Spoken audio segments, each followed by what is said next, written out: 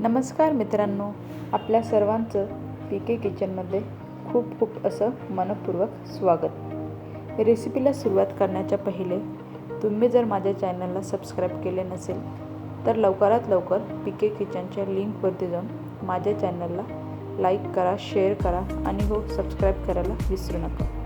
आजची आपली रेसिपी म्हणजे पाटवडी। बऱ्याच ठिकाणी ह्या भाजीला पाटवडी असं बोलतात, पण बऱ्याच ठिकाणी ह्या भाजीला पातवड्या असं बोलतात। चला तर मग वेळ न घालता रेसिपीला करूया सुरुवात। सगळ्यात पहिले कढई तापलेली आहे, त्याच्यामध्ये आपण तेल घालून घेतलं। ठेचलेला 2-3 पाकळ्या लसूण घातला।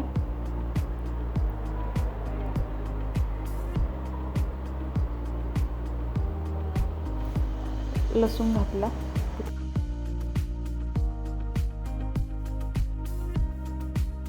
आणि जिरे, मोहरी, हळद, लाल मिरची पावडर हे सर्व घातल्यानंतर 1 ग्लास पाणी घालून घेऊया। चवीनुसार मीठ घालून घेऊया। बारीक कापलेली कोथिंबीर। आता आपण 1 उकळी येईपर्यंत वाट बघूया। पाण्याला 1 उकळी आली की 1 कप बेसन त्या उकळत्या पाण्यामध्ये घालून घेऊया, पण उकळत असताना ते चांगलं घोटून घेऊया पळीच्या मागच्या बाजूने। बेसन घातल्यानंतर एकसारखं घोटून घेऊया, म्हणजे त्याच्या गाठोड्या होणार नाही।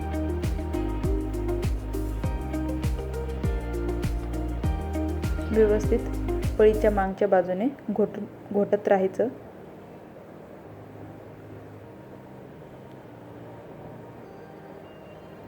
आता त्याला थोडंसं लवचिक म्हणजे सॉफ्टपणा यायला तेल घातलं थोडंसं।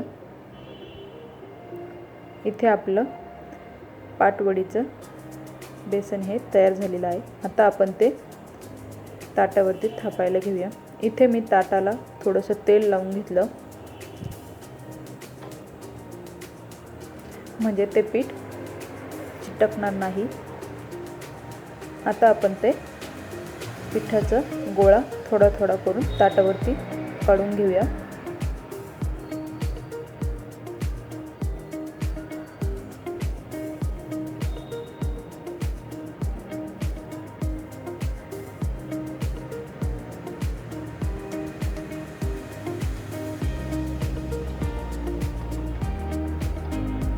हाताला तेल लावून ते थापून घेऊया। हाताला तेल लावल्याने हाताला चटका पण बसत नाही आणि व्यवस्थित थापल्या जातं। पाणी जरी लावलं हाताला तरी चालेल, पण तेल लावल्याने व्यवस्थित थापले जाते। एकसारखी थापून घेऊया, म्हणजे खूप जाड पण नाही आणि खूप पातळ पण नाही।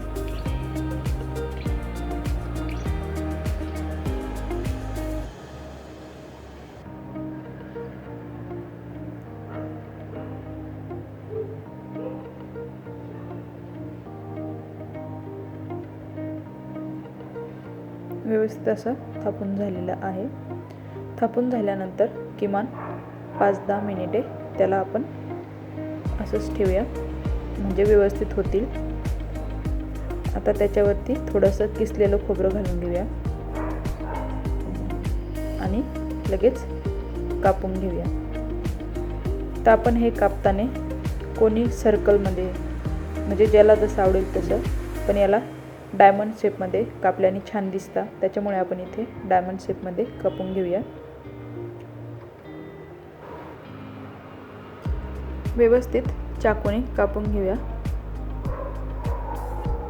तुम्हाला माझ्या रेसिपी कशा वाटतात हे मला कमेंट बॉक्समध्ये नक्की कळवा आणि माझ्या रेसिपी आवडल्यास मला लाईक करा, शेअर करा आणि हो सबस्क्राईब करायला विसरू नका। चला तर मग भेटूया एका अशाच झणझणीत रेसिपीसोबत। तोपर्यंत धन्यवाद।